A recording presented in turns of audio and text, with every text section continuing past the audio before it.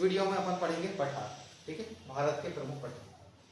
चलिए स्टार्ट करते हैं। भारत के प्रमुख पठार, मेजर प्लेटू ऑफ इंडिया।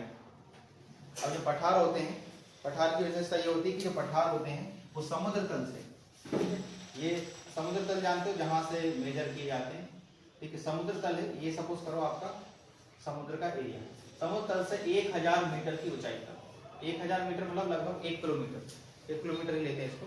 तो समुद्र तल से 1000 मीटर की ऊंचाई पर जो स्थल आकृति पाई जाती है उसे आप क्या बोलते हैं, पठार बोलते हैं, ठीक है। पठार जो ऊपर से थोड़े समतल टाइप के होना चाहिए, यानी मेज की आकृति होना चाहिए, मतलब आप इस पर आसानी से बैठ सकते हैं, ठीक है, ये पठार होते हैं। पर्वत जो होते हैं वो नुकीले होते हैं, ये भी 1000 मीटर की ऊंचाई पर ही होते हैं, पर ये नुकीले होते हैं, इनमें नोक होती है, मतलब आप इस पर बैठोगे तो शायद दिक्कत हो जाए, ठीक है। लेकिन जो पठार रहते हैं वो एकदम प्लेन होते हैं, ठीक है। पठार जो होते हैं यहाँ पर आपको खनिज वगैरह भी देखने को मिल सकते हैं, नदियाँ वगैरह जो निकलती हैं वो यहीं से निकलती हैं, ठीक है, जरूर नहीं यहीं से निकले, पर्वतों से भी निकलती हैं मोस्टली, पर मोस्टली जो खनिजों का भंडार होता है वो आपको पठारों में देखने को मिलेगा। मतलब पठार पर्वतों के मुकाबले आर्थिक दृष्टि से महत्वपूर्ण होते हैं, मतलब एज कम्पेयर टू माउंटेन, ठीक है, ये आपके पठार होते हैं, ये थोड़ी सी विशेषता होती है। अब देखते हैं भारत के कौन कौन से पठार हैं जो प्रमुख। तो भारत के ऊपर जो पठार है जिसका नाम क्या है, पामीर का पठार, इसे क्या बोलते हैं, विश्व की छत बोलते हैं, क्या बोलते हैं, विश्व की छत।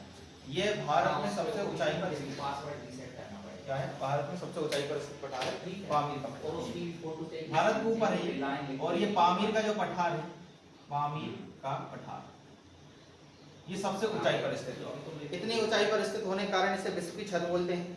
और यहाँ पर बारिश लगभग 10 सेंटीमीटर के आसपास होती है, एक साल में 10 सेंटीमीटर बारिश होती है, इसलिए इसे एशिया का मृत हृदय कहा जाता है, डेड हार्ट ऑफ एशिया। बहुत ऊंचाई पर स्थित है, ठीक है, इसे इसलिए विश्व की छत बोल रहे हैं। और यहाँ पर बारिश नहीं होती इसलिए इसे क्या बोलते हैं, डेड हार्ट ऑफ एशिया कहा जाता है।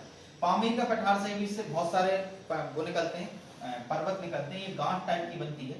तो एक पर्वत जो निकला है वो नीचे की ओर गया है, एक पर्वत श्रृंखला गई है जिसका नाम रखते हैं अपन काराकोरम। क्या नाम रखते हैं, काराकोरम। तो काराकोरम पामीर से ही निकली हुई एक गठान टाइप की है जिसे आप काराकोरम बोलते हैं। और काराकोरम की सर्वोच्च चोटी है माउंट केटू, ये भारत की सबसे ऊंची चोटी है केटू। इसी पामीर के पठार से ही आपकी एक श्रृंखला इसी काराकोरम से निकलती हुई है, यहाँ गई है पाकिस्तान की ओर, नाम है हिंदू कुश पर्वत श्रृंखला। क्या नाम इसका, हिंदू कुश पर्वत श्रृंखला। तो जो हिंदू कुश पर्वत श्रृंखला है ये भी पामीर का ही हिस्सा है जो कि पाकिस्तान की ओर गई है। नाम हिंदू कुश है पर पाकिस्तान में है, ऐसा नहीं सोचे कि इंडिया की है, हिंदू नाम है, ठीक है। और एक और गई है जो कि अक्सर बुकों में नहीं मिलती, जब आप हायर बुक पढ़ोगे आप बड़ी बड़ी बुकें तो उनमें मिलती है, इसका नाम है हिंदू राज पर्वत। तो हिंदू कोश और हिंदू राज ये अफगानिस्तान में मिलेगी, ये कहाँ मिलेगी, अफगानिस्तान में, और ये पाकिस्तान में मिलेगी आपको। बट आपको एग्जाम में अगर पूछ जाएगा तो हिंदू कुश का ही आएगा, हिंदू राज का नहीं आएगा, वो बहुत डीप हो जाता है, यूपीएससी लेवल हो जाता है, तो उतना ही पढ़ें जितना आप झेल सके, ठीक है। चलिए तो इतना क्लियर है। तो पामीर का पठार जो है उससे विश्व की छत बोल रहे हैं। बारिश कम हो रही थी इससे क्या बोलते हैं, डेड हार्ट ऑफ एशिया, बिल्कुल नहीं होती भाई। आपके हार्ट में जो होता है अगर उसमें ब्लड ना हो तो हार्ट डेड हो जाएगा कि नहीं।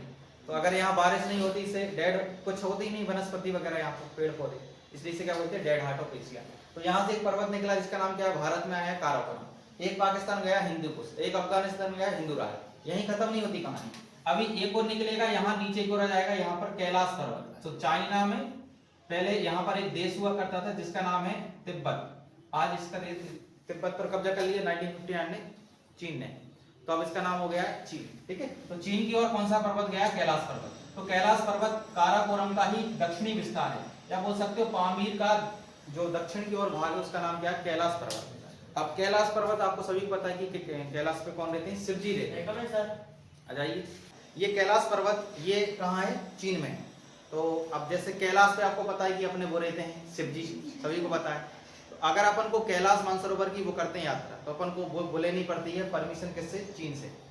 तो अब अगर अपन ऐसा मानते हैं कि देखो चाइना लोग तो मानते नहीं, शिव जी को मानते हैं क्या, मानते नहीं। तो अगर अपन ये बोले कि भैया अगर कैलाश आपका है तो शिव जी भी आपके, बोलेगा नहीं हमारे नहीं, तो शिव जी हमारे, मतलब कैलाश पर्वत भी अपना, तो कर दे हमला, बताओ जीत जाएंगे, ठीक है। चल, तो कैलाश पर्वत ऑब्वियसली बात है कि अभी चीन देश के अंतर्गत आता है, कहाँ आता है, चाइना में आता है। तो अगर जिसको यात्रा करनी रहती तो पहले उस देश से बोले नहीं पड़ती परमिशन वगैरह, जब जाके आप कैलाश पर्वत पहुंचते हो। अभी आप आगे जाके पढ़ेंगे तो उत्तराखंड में कुछ दर्रे हैं, उत्तराखंड में धरवा, नीति, माना, इन दर्रों से क्या होती है, कैलाश पर्वत की यात्रा होती है। आप सिक्किम से भी जा सकते हैं, हिमाचल प्रदेश से भी जा सकते हैं, आपको अलग अलग रास्ते हैं यहाँ कैलाश पर्वत पहुंचने के लिए। तो पामीर के पठार से एक पर्वत निकला है अफगानिस्तान में हिंदू राज, एक पर्वत निकला है हिंदू कुश पाकिस्तान में, एक गया है आपका कैलाश पर्वत, और एक आया भारत में जिसका नाम क्या है, काराकोरम, और एक और गया। ठीक है, इतने के बाद भी इसका नहीं भरा पेट, बोले आगे और चलते हैं। तो ये कहाँ गया है, चीन की ओर गया एक और। ठीक है, तो ध्यान से देखो थोड़ा सा, यहाँ ऊपर की ओर गया है, इसका नाम है कुन्नुन सान, थोड़ा नाम अजीब है, कुन्नुन सान, कुन्नुन सान, ये इसी को तियन सान भी कहा जाता है, तियन सान। ये कहाँ है, ये गया है आपका चीन की ओर गया है, कहाँ गया है, चीन की ओर। ठीक है, तो ये तो ओरिजिनल चाइना का ही है, ऐसी बात नहीं।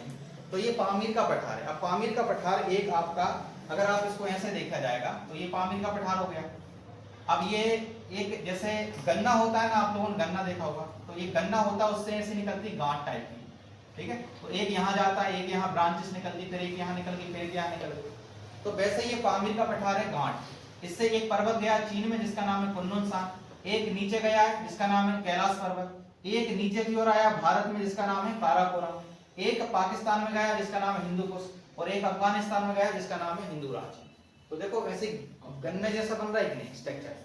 ठीक है, तो पामीर के पठार को क्या बोलते हैं, नोट कहा जाता है, नोट, KNOT, नोट या गांठ कहा जाता है। ठीक है, यहाँ से कई पर्वत निकलते हैं। तो थोड़ा पामीर के पठार को अच्छे से पढ़ना। ये हो गया आपका पामीर का पठार कंप्लीट। ठीक है, अब इससे बाहर इससे क्वेश्चन नहीं आते। पामीर का पठार क्या बोलते हैं, बताओ,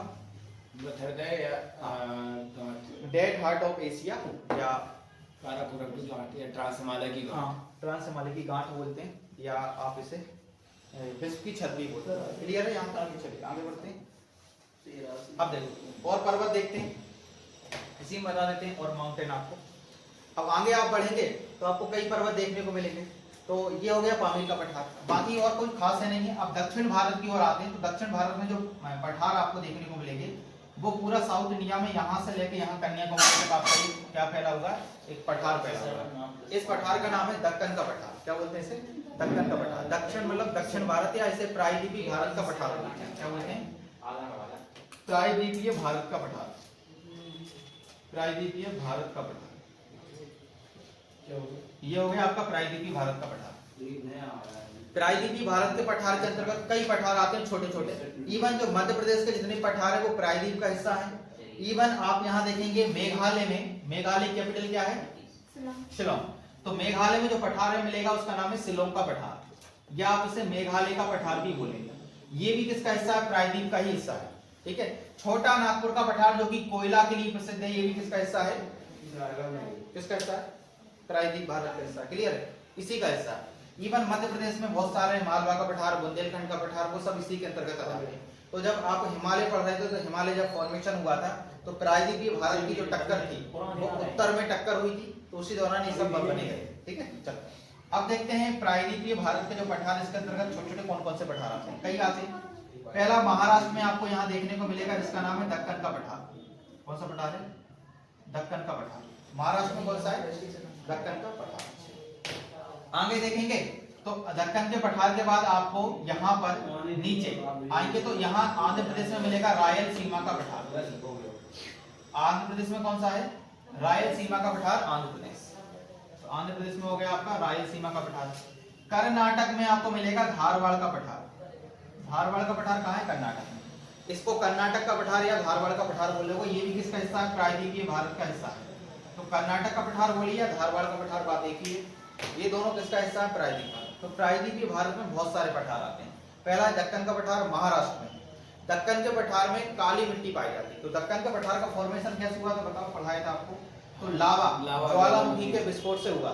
ठीक है, तो इसे क्या बोलते हैं अपन, यहाँ पर बेसाल्ट चट्टानें पाई जाती हैं, और जो बेसाल्ट चट्टानें होती है उनसे आपकी ब्लैक सोयल बनती है, काली मिट्टी बनती है। और जो काली मिट्टी होती है वो क्या होती है, उपजाऊ अधिक होती है।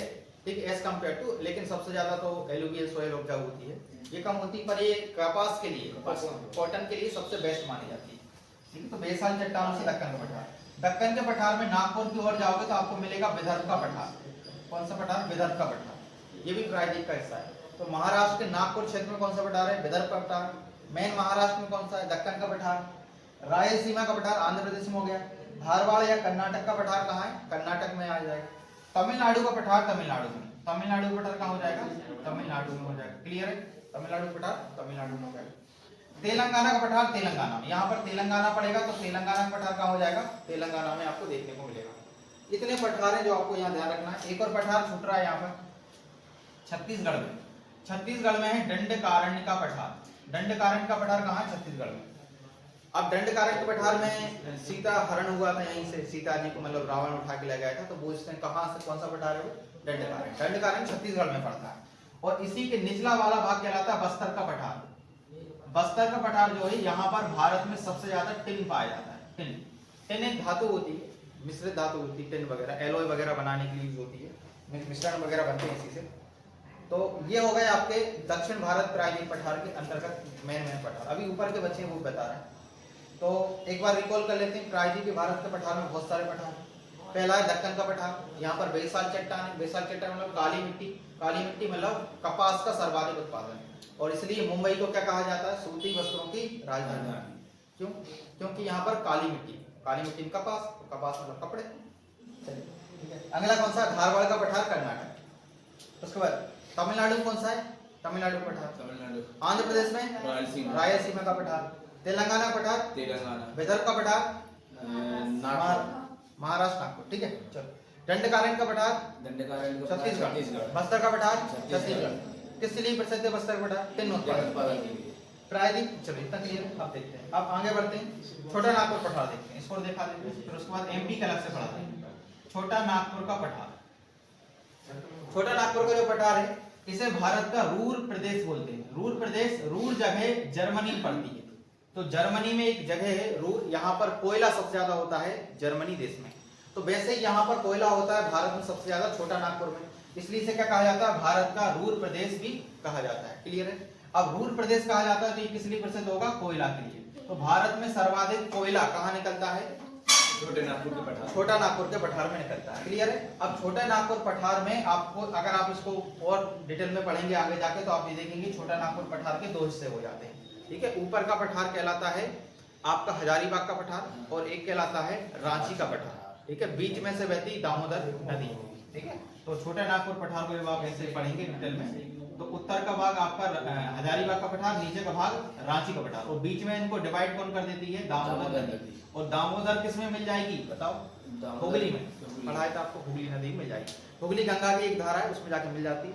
तो कोलकाता शहर किसके किनारे बसा है? हुगली नदी। हुगली नदी के किनारे बसा है। ठीक है, इतने मेन रूप से आपको पठार पढ़ना। अगर आप एमपी की बात करें तो एमपी में आपको अलग से कुछ पठार आते हैं। ठीक है, तो एमपी का आपको हम अलग से बता देते हैं।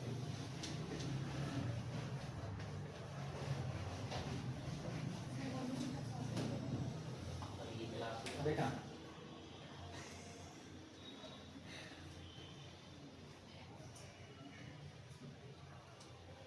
ये एमपी का मैप हो गया। ठीक है, अब इसमें आप मध्य प्रदेश को पठार बन लेते हैं। मध्य प्रदेश में पठार जो है, अगर आप यहाँ देखेंगे, ये भारत में अगर ये राजस्थान है, राजस्थान के नीचे आएंगे तो आपको एमपी मिलेगा इधर। ठीक है, तो एमपी में बहुत सारे पठार हैं, लगभग 7 पठार मुख्य रूप से आते हैं इसमें। एक पठार जो है वो मध्य प्रदेश के इंदौर और उज्जैन संभाग में आता है, लगभग 16-17 जिलों में फैला हुआ है।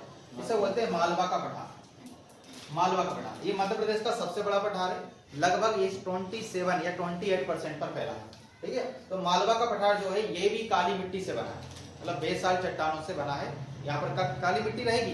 अब ये जो काली मिट्टी होने के कारण यहाँ पर क्या होगा? कपास ज्यादा होगा। ठीक है, इसलिए इंदौर सूती वस्त्रों के लिए प्रसिद्ध है, यहाँ पर इंदौर पड़ता है। ठीक है, तो मालवा का पठार कहाँ है? मध्य प्रदेश में है, इंदौर और उज्जैन संभाग में आता है। इसके बाद अगला जो प्रसिद्ध पठार है वो आपको यहाँ पर मिलेगा टीकमगढ़ साइड। टीकमगढ़ है और यहाँ पर देखेंगे तो झांसी वगैरह है। ठीक है, झांसी वगैरह, इसे बोलते हैं बुंदेलखंड का पठार। अब बुंदेलखंड का पठार जो है वो कहाँ पर है? आपके मध्य प्रदेश के इस साइड है, उत्तर, और ये पूर्वी साइड है आपका बुंदेलखंड का पठार। ये भी बड़ा प्रसिद्ध पठार है। बुंदेलखंड के पठार में आप देखा जाएगा तो यहाँ पर आपको किले वगैरह देखने को मिलेंगे। ठीक है, अलग अलग है, नदियां वगैरह भी बहती हैं यहाँ से, कई नदियां, कैन वगैरह यहाँ से कटनी से निकल के यहीं से होते हुए जाती है। तो ये मालवा का पठार हो गया, बुंदेल का पठार। दो आपको ध्यान रखना है। पूर्वी साइड आएंगे तो यहाँ पर आपको मिलेगा बघेलखंड का पठार। बघेलखंड का पठार कहाँ है? पूर्वी, पूर्व साइड है, मध्य प्रदेश के ईस्टर्न साइड है, इसलिए इसे पूर्वी पठार या इसे बघेलखंड का पठार बोलते हैं। ये मध्य प्रदेश का सबसे छोटा पठार है, 7% मतलब एरिया पर फैला हुआ है। तो सबसे छोटा पठार कौन सा हो जाएगा? बघेलखंड का पठार हो जाएगा। क्लियर है? तो बघेलखंड का पठार भी आप समझ गए यहाँ पर। इसके अलावा और भी हैं, और भी हैं। यहाँ पर देखा जाएगा तो मध्य प्रदेश के उत्तर में यहाँ से लेके मंदसौर तक फैला हुआ, इसका नाम है मध्य भारत का पठार। तो जब आप स्पेशल एमपीजी के पढ़ते हैं तो वहां पर आपको डिटेल में पढ़ते हैं, यहाँ पर कोई आवश्यकता नहीं भारत के साथ पढ़ने की। आपको तो बस इतना ध्यान रखना है, अगर इंडिया में अगर पूछा जाएगा तो नॉर्मल इतनी आएंगे क्वेश्चन एसएससी लेवल में कि बुंदेलखंड का पठार कहाँ है, एमपी में, बघेलखंड का पठार कहाँ है, मध्य प्रदेश में, और मालवा का पठार कहाँ है, मध्य प्रदेश में। थोड़ा डीप पढ़ो तो आपको ये मिलेगा, मालवा का पठार आपको इंदौर उज्जैन में, बघेलखंड का पठार पूर्वी साइड है, मतलब सीधी, सिंगरौली, अनूपपुर पढ़े आप लोगों ने एमपीजी के में। और ये कौन सा पठार है, बुंदेलखंड का पठार। ठीक है, तो ये भारत के हो गए आपके प्रमुख पठार। और कोई सा छूट रहा है क्या? दीवा पन्ना वगैरह एमपी की छूट है। इतना ही है, मतलब भारत में और कोई पठार छूट रहे हैं क्या? नहीं छूट रहा है। हाँ, एक मेघालय का पठार है, शिलोंग का पठार। ये जो शिलोंग का पठार है, यहाँ पर बारिश सबसे ज्यादा होती है, पता ही आपको, मौसम नाम वगैरह जगह, तो दुनिया में सबसे ज्यादा बारिश कहाँ होती है, शिलोंग में होती है, इसलिए इसे क्या कहा जाता है, गीला पठार। ठीक है, क्या कहा जाता है, गीला पठार। और यहाँ पर बारिश सबसे ज्यादा होती है। ठीक है, तो शिलोंग जो है वो मेघालय की राजधानी है, तो आप मेघालय का पठार बोलेंगे या शिलोंग का पठार, बात एक ही। क्लियर, ये होगा। अब बुंदेलखंड का पठार, यहाँ पर आपको लाल पीली मिट्टी देखने को मिलती है, तो रेड सैंडस्टोन आपको, लाल बलुआ पत्थर आपको बुंदेलखंड में देखने को मिलेगा। ठीक है, लाल बलुआ पत्थर से आपका रेड फोर्ट वगैरह बना हुआ है। ठीक है, सुना है ना, रेड फोर्ट बना, वो सब। तो ये हो गया भारत के प्रमुख पठार।